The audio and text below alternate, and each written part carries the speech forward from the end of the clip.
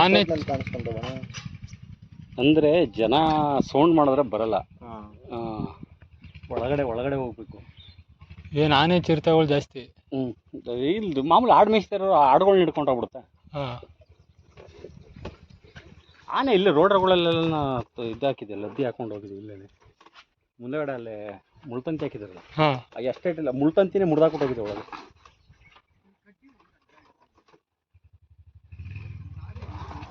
ಆದರೂ ನಿಮ್ಗಳು ಧೈರ್ಯ ಮೆಚ್ಬೇಕಣ್ಣ.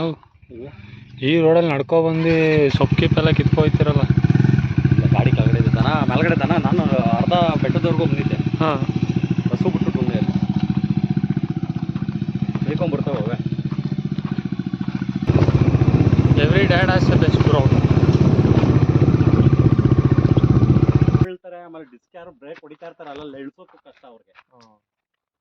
ಗೇರಲ್ಲಿ ಇಳಿಸ್ಕೊಬೇಕು, ಗೇರ್ಲ್ಲಿ ಇಳಿಸ್ಕೋಬೇಕು, ಕಾಲ್ ಬ್ರೇಕ್ ಎಲ್ಲ ಮೇಂಟೈನ್ ಮಾಡ್ಕೋಬೇಕು. ಡಿಸ್ಕ್ ಹೊಡಿತು ಅಂತ ದಬಾಕೋತದೆ ಗಾಡಿ, ಪಕ್ಕ ದಬಾಕೋತದೆ. ಅಯ್ಯೋ, ನಾವು ಎಷ್ಟೆಷ್ಟೋ ಸರಿ ಒಂದು 100-150 ಸರಿ ಹೋಗಿದ್ದೇವೆ ನಾವು ಇಲ್ಲಿಗೆ. ಅಂದ್ರೆ ನಮ್ಮ ಸೈನ್ 125 125 ಅಣ್ಣ, 125 cc ಇದು ನೋಡಲ್ಲಿ. ಮಚ ಅವೆಲ್ಲ ವೆಯ್ಟ್ಲೆಸ್. ಅಣ್ಣ 125 ಹೋಗೋರೆ. ನಾನು 125 cc ಡಬಲ್ ಹಾಕೊಂಡು ಹೋಗಿದ್ದೀನಿ. ಪವರ್ ಹಂಗೆ ಇರ್ತದ ಒಂಥರ. ಗಾಡಿ ಚೆನ್ನಾಗಿದೆ, ಟೈರ್ ಹೊಸ ಟೈರ್ ಹಾಕ್ಬೇಕು. ಮಚ ಈ ಥೈಲ್ಯಾಂಡ್ಗೆ ಜಪಾನ್ಗೆ ಮಸಾಜ್ಗೆ ಹೋಗೋ ಬದಲು ಇಲ್ಲಿ ಗಾಡಿ ಎತ್ಕೊಂಡ್ ಬಂದ್ಬಿಡ್ಬೇಕು ಮಚ. Full massage. ಈ ಮಸಾಜ್ ಮಾಡ್ಸಾದ್ಮೇಲೆ ಇನ್ನೊಂದು ಮಸಾಜ್ ಮಾಡಿಸ್ಬೇಕಾಯ್ತದೆ ಆ ಮಸಾಜ್ ಹೋಗ್ಸಕ್ಕೆ.